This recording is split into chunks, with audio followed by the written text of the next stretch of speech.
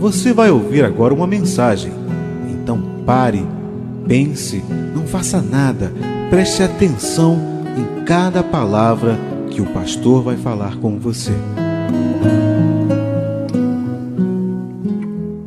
E para a abertura deste ano, temos que pensar, portanto, nessa passagem que aí está. Porque o reino de Deus não consiste em palavras, mas em poder. E em que consiste o reino de Deus? Para que nós saibamos disso, precisamos ir às Escrituras e pensar mais uma vez que elas nos dão as respostas. Primeiro nós perguntamos, o que é o reino de Deus? Será um reino político? Será o reino daqueles países que têm os seus reis? Será o reino de nosso governo brasileiro? Será o reino de nossos poderosos? Não. O reino de Deus é algo completamente diferente de um reino político. Na verdade, o que nós aprendemos é que esse reino é o poder de Cristo.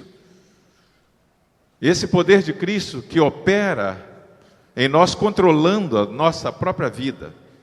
Esse poder que Cristo tem de controlar o meu pensamento, a minha vida, a sua vida, é onde nós chamamos que ali está o reino de Deus. Por quê?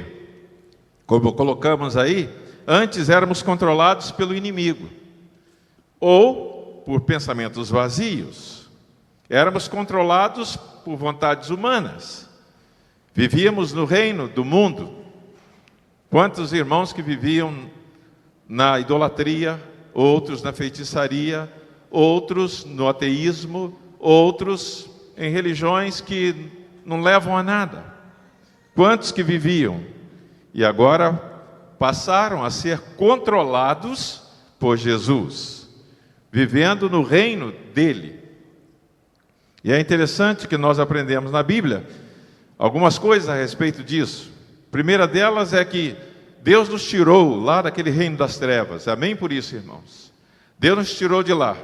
E a Bíblia diz que Ele nos transportou para o reino do Filho amado. Então, Colossenses 1,13 diz isso. Se a pessoa que se converteu, teve realmente uma experiência com Jesus, ela não mais vive no reino das trevas.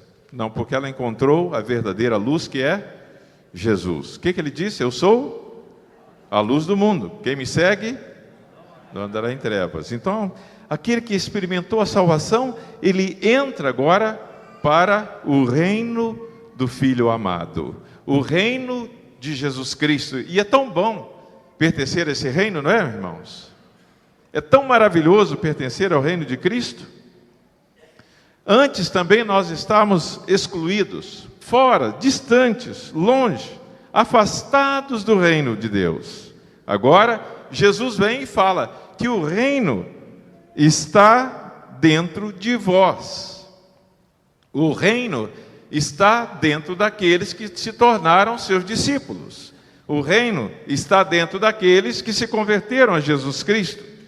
E a palavra traz aí, Jesus mesmo dizendo, nem dirão ei-lo aqui ou ei-lo ali, pois o reino de Deus está dentro de vós. Lucas 17, 21. Está dentro de vós? Como?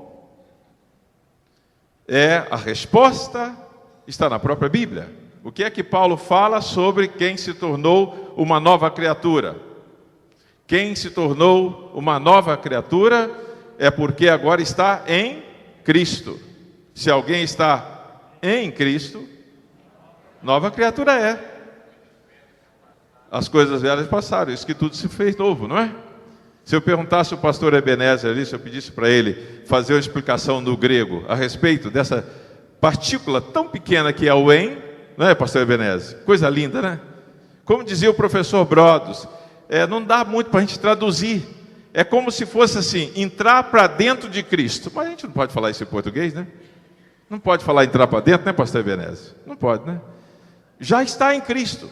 Em Cristo. Então quem está em Cristo tem o reino de Cristo estabelecido no coração. Não é isso mesmo? Você sente isso? Você vive isso? Você tem o reino de Cristo estabelecido no seu pensamento? Outra coisa, antes vivíamos preocupados só com comida, bebida, como o Senhor mostra, a palavra nos mostra, mas agora desfrutamos de coisas maravilhosas. Olha aí, leiam para mim, por favor, de que nós desfrutamos: da justiça divina, da paz e da alegria do Espírito Santo, segundo o que Paulo nos ensina. Da justiça divina, a justiça que é superior, é maior que qualquer justiça humana. A justiça divina é algo muito especial. Nós não podemos deixar de observar isso. É especial para mim e para você. E temos que seguir a Jesus, seguir o Senhor e deixar que Ele haja em nós. Esta paz, o mundo está em guerras, nós sabemos disso. E quanta guerra! Mas a paz de Cristo que reina em nosso coração. Amém, irmãos? O que Ele disse a respeito da paz? Digam para mim. A minha não vou lá dou, como o mundo a dá. Então, a minha paz vos dou. Não é a paz da ONU, não. Eu conversava com um general, ele falava: nós estamos mandando soldados lá para o Haiti, para a força de paz. Aí eu falei assim: que coisa engraçada. Força de paz, cada armamento, cada fuzil, com aquele capuz, com aquelas coisas todas, eu falei: que engraçado, força de paz. Como é que entende isso? Paz, quem tem paz para dar, não é o exército. Pastor, mas é claro, para guardar as nossas fronteiras precisa. Sim, mas a paz lá do coração é Jesus que coloca, amém? É Jesus que estabelece. Então, queridos irmãos, se vivíamos preocupados só com aquelas coisas materiais, e agora podemos desfrutar da paz de Cristo, amém por isso. E aí desfrutamos dessa alegria, a alegria do Espírito Santo. O que é a alegria do Espírito Santo? É o regozijo que temos, é a alegria que o Senhor diz que jamais ninguém poderá tirar de nós. É a alegria que nós aprendemos lá em Neemias 8:10b. O que diz lá? A alegria do Senhor, a nossa força é. É claro que tem momentos que a gente passa por tristeza. E não fique pensando que pastor também não passa por tristeza, não, porque passa. Todos nós passamos. Mas quando a gente lembra que o Espírito Santo, Ele traz alegria para a gente tem que voltar a regozijar-se no Senhor. E neste ano nós precisamos pedir ao Senhor para renovar a nossa alegria. Aí eu lembrei, já citei aqui, mas vale a pena recordar, daquele hino que cantávamos lá quando éramos jovens ainda, num coro da igreja: fugir, tristeza e horror, desponta um novo dia. Você passou algum momento de tristeza? Peça ao Senhor para tirar isso. Deixa a alegria do Espírito entrar no seu coração. Será que você já foi transformado das trevas para o reino de Deus? E você tem permitido então, agora que Jesus tem o controle de toda a sua vida? Olhem, da vida, dos pensamentos e intenções, como é difícil isso. Mas o que diz o Senhor lá? Os meus pensamentos não são os vossos pensamentos, nem os meus caminhos, os vossos caminhos, diz o Senhor. Onde é que está isso? Quem sabe? Isaías, não é? Tem que recordar essas coisas boas. Então, os pensamentos nossos precisam ser afinados com os pensamentos de Deus, irmãos, para que Jesus tenha o controle deles. Paulo fala lá em 1 Coríntios 2, que nós temos a mente de Cristo. Então, como servos do Senhor, deixe Jesus controlar o seu pensamento, deixe Jesus controlar as suas intenções, deixe Jesus controlar tudo o que você pensa, para que você possa pensar nas coisas do alto, como a Bíblia diz. Será que Jesus tem o controle de seus bens? Pastor, eu comprei nesta virada de ano um carro zero. Eu estou muito feliz, amém. Mas dedique esse carro ao Senhor, porque senão pode dar tudo errado. Olha, eu comprei um computador novo, eu comprei um tablet. Dedique isso ao Senhor, porque senão pode ir tudo por água abaixo. Sabe por quê? Nossos bens, Deus coloca em nossa mão para cuidar, nós temos que ser bons mordomos, e Ele quer nos abençoar. Então dedique os bens que você adquiriu ao Senhor. E não seja orgulhoso, compartilhe o bem. Será que Jesus tem o controle de sua família? Quais são os planos de sua família para esse ano? Quais são os planos dos nossos queridos jovens solteiros? Muitos querem casar, é verdade, não é? Se eu pedir para levantar o braço aqui, eu sei que uma opção de gente vai levantar o braço. Então tem que orar e pedir a Deus para mandar o marido certo, para mandar a esposa certa, senão dá tudo errado. Não é verdade? Para que Jesus tenha o controle do seu lar. Eu não vou pedir a você, jovem, para levantar o braço, mas eu vejo alguns que estão esperando no Senhor a bênção deste ano, amém? Ah, eu sei, porque alguém chegou para mim falando que vai orar para que a bênção chegue na minha casa. Mas o Senhor Jesus tem que ter o controle da família, porque senão, casa errado, não dá certo, depois vai desmanchar, e agora para desmanchar, basta entrar na internet lá em Portugal, no outro dia desmancha. Mas nós precisamos de famílias controladas por Jesus, amém? Eu dou graças a Deus que tem alguns jovens aqui que estão namorando agora, eu fico de olho, tá? Estou observando bem. E eu quero que o seu lar seja uma bênção, viu? Você que está namorando aí, que está noivo, que o seu lar seja uma bênção. Que você possa formar uma família bonita, abençoada pelo Senhor. Para que Jesus tenha o controle da sua casa. Para a sua casa poder dizer o quê? Porém, eu e a minha casa serviremos ao Senhor. Que tal? Jesus tem o controle da sua fala?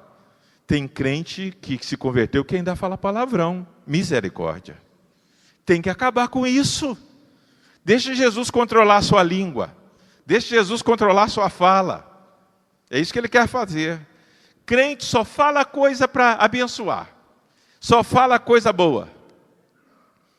Vem o outro e irrita, mas que o Senhor tenha misericórdia. Vem o outro e provoca tanto, que o Senhor tenha misericórdia. Que o Senhor abençoe. Não queira dirigir palavras à mãe daquele que você está falando com ele, que ela não tem nada a ver com isso. Não é? Fale coisas boas. Deixe Jesus controlar a sua fala. Deixe Jesus controlar também o uso da internet. Olha, isso é um problema seríssimo. Tem gente que está viciada em internet. Tem um nome científico para isso aí, esqueci agora, não anotei, então, os médicos falam, é uma dependência que cria. Quantas horas você fica na internet? O que é que você está vendo na internet? Você tem o controle disso? Aconselhar aos pais para que acompanhem seus filhos enquanto estão na internet. Mas que pai que aguenta ficar a noite inteira acordado acompanhando um filho na internet? Você aguenta, pai? Então tem que pedir o Espírito Santo para controlar a internet, pedir Jesus para controlar o WhatsApp, não é? É interessante, é tão bom mandar mensagens, mas mensagens boas. Não é botar o dedo lá para mandar uma mensagem ruim para o outro, não. Graças a Deus, nesse fim de ano a gente recebeu tanta mensagem boa. Eu queria saber, através da mídia, qualquer mídia, todos receberam alguma mensagem aqui? Deixa eu ver, quantos receberam? Olha, coisa bonita, né? Tão bom, não é, irmãos? Receber aquela mensagem. Olha, feliz ano novo. Que esse ano seja uma bênção para você. Não é bom demais? É maravilhoso. Tem uma irmã aqui que me manda mensagem todos os dias. Amém, não é? Ela é uma bênção. Ela fica tão animada que, quando eu vejo, já apareceu outra mensagem. Amém por isso. Jesus controla a nossa internet, o nosso WhatsApp. Será que o Senhor tem controle do nosso Facebook? O que você vê no seu Facebook? Será que o Senhor tem controle dos seus e-mails? Olha, irmãos, isso é uma área muito atual e muito perigosa também. Temos que ajudar, temos que abrir a nossa mente para que o Senhor tome conta dessas coisas, para que o reino dele fique em nós, amém? O reino de Deus, nós aprendemos nesse texto, é mais que palavras. Paulo fala que não consiste em palavras, ou na fala, ou na linguagem, nem em discursos vazios. E os coríntios tinham esse costume, né, de falar muito, mas não eram suas palavras bonitas que interessavam, mas sim suas ações. E o mundo está cheio de gente falando de religião. Estava com a televisão ligada e está dando a reportagem do sheik que está aqui no Brasil há 9 anos, em São Paulo, representando todos os muçulmanos, falando que o Brasil é um país bom, porque há uma liberdade religiosa e coisa e tal. Fiquei olhando aquilo ali e falei, Senhor, tem misericórdia. Mas Jesus quer que aqueles que pertencem ao seu reino sejam conhecidos pelos frutos, e não por palavras, não por ditos, provérbios ou coisas desse tipo. Pois o Senhor diz, pelos frutos os conhecereis. Que fruto você tem produzido para o Senhor? E que fruto você vai produzir para o Senhor neste ano? Quem pertence ao reino de Deus, porque produz fruto, tem um coração novo. Sim, vive em santidade, mesmo tendo a idade do pastor Ebenezer, 89, pastor. Quantos anos, hein, pastor? Quantos anos? Está aí, ó, vivendo em santidade. Já pensou em desistir, pastor? De viver em santidade? Não, né? Então. Quantos já desistiram? Quantos já ficaram no meio do caminho? Quantos?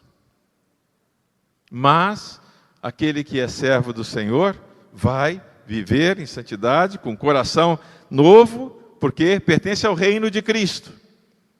Aí seus atos falam mais que as suas palavras, seu testemunho é real, sua vida é exemplar, e tem desejo, sempre desejo de ver o reino de Deus crescer. Aí eu pergunto, você se identifica com essas características de um cidadão do reino de Deus? Que dá exemplo? Nós estamos vivendo uma crise nas denominações, de um modo geral, porque muitos líderes têm caído. Você é do tempo de Jim Swaggart, por exemplo? Alguém aqui lembra desse nome? Pois é, já não tem mais, já teve problemas. Eu não vou falar outros por uma questão ética, estou falando isso que já foi há muito tempo, não é? Que pena. Quando o líder cai, leva um monte com ele. Que faltou estar com o reino de Deus implantado no coração. Quando o reino de Deus está implantado no coração, o diabo pode rodear, pode querer fazer o que for, mas o Senhor não permite que o seu servo seja tocado. Amém, irmãos? O reino de Deus é também poderoso. O apóstolo Paulo declarou para a igreja de Roma uma passagem muito interessante, que eu quero convidar os irmãos mais uma vez que leiam comigo, já fiz referência, mas vamos lá. A minha linguagem e a minha pregação não consistiram em palavras persuasivas de sabedoria, mas em demonstração do Espírito de poder. O reino de Deus é poder espiritual, poder que vem através da ressurreição de Cristo, segundo 1 Pedro 3,18. E o reino de Deus é mais poderoso que forças físicas. O que diz Zacarias 4,6? Nem por força, nem por violência, mas pelo meu Espírito, diz o Senhor. Se você não decorou esses versos, decore. Nem por força, nem por violência, mas pelo meu Espírito, diz o Senhor. Então o reino de Deus não vem através da força do aparato bélico. Não. É espiritual. O reino de Deus é tão poderoso que nos sustenta cada dia. E lá o salmista diz, não retires de mim o teu Espírito, porque precisamos desse poder do Espírito. O reino de Deus se manifesta a nós, nos encorajando a repreender o pecado. Miqueias 3,8. Repreender o pecado nos possibilita, agora nos capacita a falar a verdade. Também Miqueias 3,8. E outra coisa, o reino de Deus em nós nos possibilita até atuar, ele atua na expulsão de demônios. Lucas 11:20, quando o Senhor vai falar, o reino de Deus chegou a nós, expulsando demônios de pessoas que estavam possessas. Batista não é muito de expulsar demônio, não. Pode fazer uma pesquisa por aí e ver se tem muito batista. E eu não falo só pastor, estou falando de qualquer irmão. Mas quando o demônio aparece, tem que ter alguém para orar para expulsar. Não tem jeito, senão ele vai ficar. Você já teve experiência de expulsar algum demônio de alguém? Pois bem, O demônio não vem com aquele chifre, aquelas coisas que aparecem por aí, tridente, nada disso não. Ele vem através do pensamento. E quando ele vem para perturbar a igreja, vem para perturbar a gente. E aí tem que estar no Espírito, no poder do Espírito, para expulsar o demônio. Deixe-me contar para os irmãos uma coisa que aconteceu. Ainda bem que há muito tempo, né? Quando a gente estava no seminário, teve uma igreja ali perto da Central do Brasil, perto de Olaria, daquela região ali, Bom Sucesso, uma igreja que chamou os seminaristas, num sábado à tarde, para um trabalho jovem. Aí foram uns 3 colegas para lá. Tal. Quando eles chegaram lá, daí a pouco o mestre de trabalho apareceu um rapaz endemoniado. E o rapaz estava tão endemoniado que arrancou os fios das lâmpadas e tudo, foi arrancando tudo. E eles começaram a orar, e não tinham muita experiência também, né? E eles ficaram lá até 10 da noite, quando o demônio saiu. Mas Batista não fala disso, mas está na Bíblia. Outra vez, uma senhora, mãe de um irmão que era cabo da aeronáutica lá, na base aérea de Santa Cruz. Tia dele, perdão. Ele falou, pastor, minha tia está com um problema. Eu falei, o que ela é? Ela é desse negócio aí. Eu falei, pois bem, o que tem? Não, e às vezes o bicho pega ela. Eu falei, então tá. Quando chegou no domingo, mais ou menos 5:30 da tarde, ele chega apavorado no pátio da igreja. Pastor, ela está assim, está assim. Eu falei, o senhor vai lá? Eu falei, eu não vou lá não, chama ela para vir aqui. Morava nos apartamentos, falei, não vou lá não precisa ir lá não. Ele foi com a Brasília, naquela época, chegou com ela no pátio da igreja, e entrou no pátio assim, que eu cheguei perto, ela chegou, avançou em mim, e quis puxar a minha gravata, falei, em nome de Jesus, para com essa coisa. E ali oramos, e começamos a orar, e o demônio muito bravo, falava que ela era isso, aquilo, não sei o que lá, tanta coisa ruim, né? Falei, pode estar a legião que vai saindo um por um, em nome de Jesus. E fomos orando, e Deus começou a atuar. Aí alguns jovens passaram para a União, naquela época, e eles olharam para mim com um olho desse tamanho para a gente lá, e foram passando de fininho, vem cá meu filho, ajuda a orar aqui. Não precisa correr não. E Deus abençoou.